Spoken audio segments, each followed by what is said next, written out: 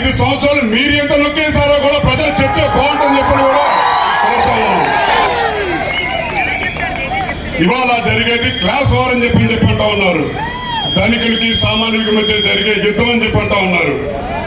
ఈ రాష్ట్రంలో ఈ దేశంలో నీకన్నా మించిన ధనికుడు ఎవరన్నా ఉన్నారా జగన్ రెడ్డి గారు అని చెప్పని కూడా అడుగుతా ఉన్నాం.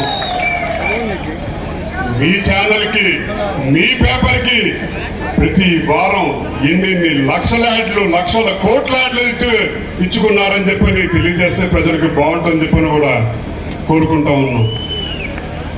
ఇవాళ 3 పార్టీలు కలిసికట్టుగా రాష్ట్రాన్ని కాపాడుకుందామని చెప్పని ఒక దృఢ సంకల్పంతో ముందుకొచ్చారని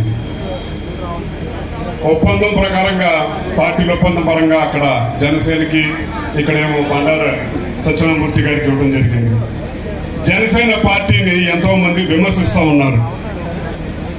పవన్ కళ్యాణ్ గారు ఎన్ని సీట్లు తీసుకున్నారని చెప్పని విమర్శిస్తా ఉన్నారు.